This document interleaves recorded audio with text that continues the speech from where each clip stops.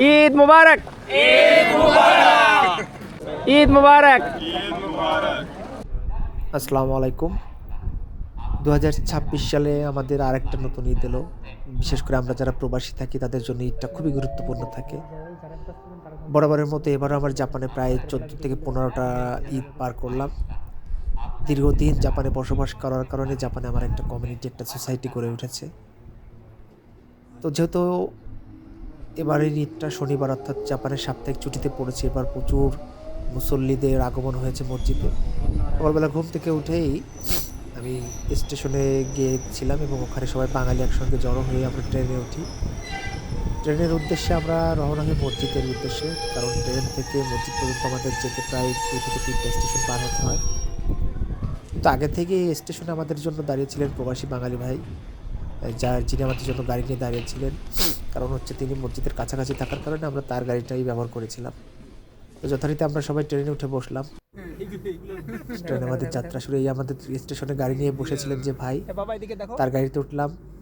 আমাদের ভাইয়ের ছেলে মেহেরাব প্রচণ্ড একটা দুষ্টু ছেলে এবং একেবারে শান্ত একটা ছেলে। ও চলন্ত গাড়ি নিজে স্ট্রাইক ধরেছিল এবং গাড়ি ড্রাইভ করার চেষ্টা করতেছিল, যার জন্য আমরা খুব আনন্দিত হয়েছিলাম ওর এই উৎসাহ দেখে।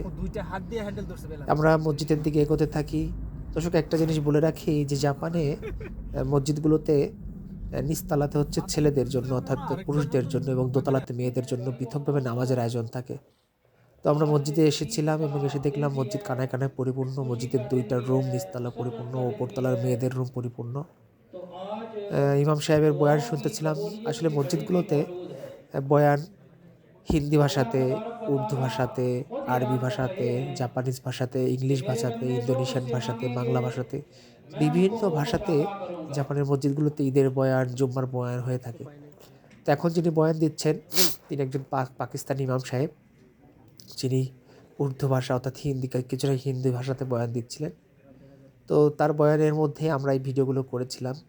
দর্শক, একটা জিনিস বলে রাখি, মানুষ এতটাই প্রচণ্ড বেড়ে গিয়েছিল যে মসজিদে না ধরার কারণে বাইরে কার্পেট বিছিয়ে সেখানে মসজিদের মানুষের মুসল্লিদের নামাজের ব্যবস্থা করা হয়।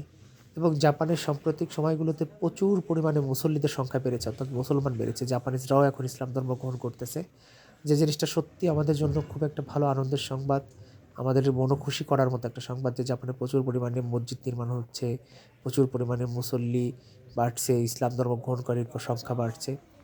তো ইমাম সাহেবের সঙ্গে বয়ানের এক পর্যায়ে আমাদের একটা খাবার আয়োজন থাকে প্রত্যেকবারই মসজিদে। বিশেষ করে আমরা যারা ব্যাচেলার থেকে আমাদের জন্য একটু বিশেষ উপকার হয়, কারণ আমাদের দেশের বিরিয়ানি খাবারের সুযোগ থাকে, সেমাই, ফিরনি, লাচ্ছি। যারা বাংলাদেশিরা, যারা ভাবিরা থাকেন বা অন্যান্য দেশের যারা মুসল্লিরা থাকেন তারা রান্নাবান্না করে নিয়ে আসেন। এই কারণে এই ঈদের নামাজে আমরা সবাই মোলাকাত করে কোলাকুলি করে সব শেষে আমাদের জন্য খাবারও অ্যারেঞ্জমেন্ট থাকে। তো ইমাম সাহেবের খুতবা আমরা কিছুটা শুনি, চলুন।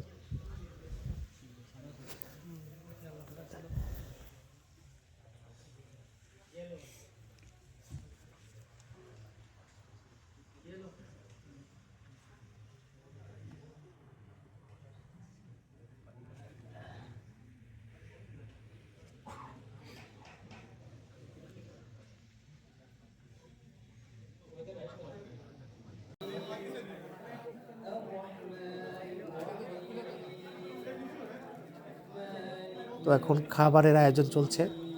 আমরা খাবারের জন্য সবাই বসেছি মসজিদের ভিতরেই, বিশেষ করে পলিথিন লেচে যেন মসজিদের কার্পেট নোংরা না হয়। এবং আমাদের খাবার আসতে শুরু করেছে। আমাদের যারা ভলেন্টিয়ার ছিল প্রত্যেকে খাবার এগিয়ে দিচ্ছিল, আমরাও খাবার এগিয়ে দিচ্ছিলাম। প্রথমেই আমাদের এসেছিল সেমাই এবং ফিরনি। এই পাকিস্তানিরা এবং সৌদি আরব, দুবাই, বিভিন্ন দেশের মানুষ যারা তাদের বিভিন্ন কালচারের খাবার রান্না করে নিয়ে আসছে।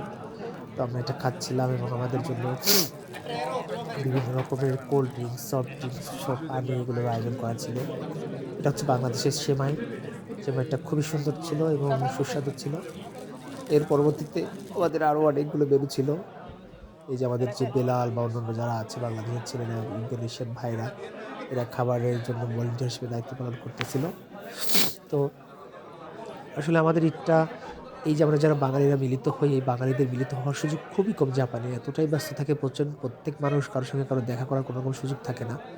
তার মধ্যে একটা ঈদে আমরা সবাই একত্রিত হতে পারি। এই কারণে এই ঈদটা আমাদের প্রবাসীদের জন্য বাংলাদেশের পরিবারের সঙ্গে বাস করা বা পরিবারের সঙ্গে সময় দেওয়ার মতো একটা অনুভূতি কাজ করে আমাদের মধ্যে। এই আমার পাশে বসেছিল ইন্দোনেশিয়ার ছেলেরা, এরা প্রচণ্ডভাবে ছবি তুলতে ব্যস্ত, ভিডিও করতে ব্যস্ত।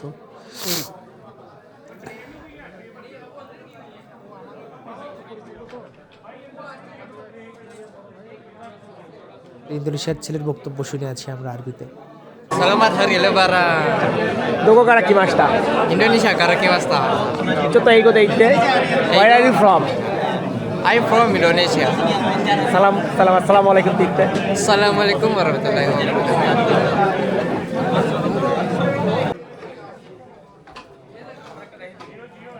এরপরে আমাদের জন্য চলে এসেছে বিরিয়ানি চিকেন।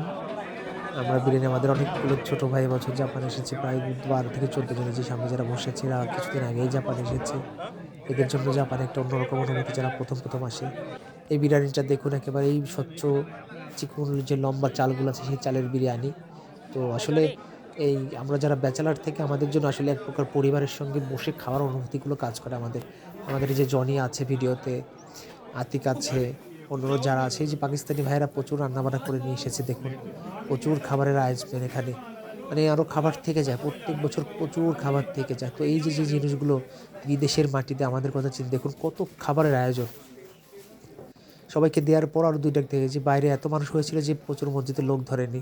তো বাইরে আবার অনেকে চা নিয়ে এসেছে আমাদের জন্য, চা খাওয়ার ব্যবস্থা ছিল, কফি খাওয়ার ব্যবস্থা ছিল, বিভিন্ন ধরনের মিষ্টান্ন, দই, সন্দেশ, বিভিন্ন রকমের জিনিসের আয়োজন ছিল। অনেকে বাইরে বসে খেয়েছে যারা মসজিদের ভিতরে জায়গা পাননি। তো সবচেয়ে বেশি আনন্দের সংবাদ হচ্ছে জাপানে এত পরিমাণে মুসল্লি বাড়তেছে, এটা সত্যিই অসাধারণ। এখানে সবাইকে দেখুন চা খাওয়ানো হচ্ছে, চা, কফি, দুধ চা। অনেকে যারা যতটুকু সামর্থ্য অনুযায়ী পেরেছে নিজের মতো করে রান্নাবান্না করে নিয়ে এসেছে। আসলে এটা কি সত্যি অসাধারণ না?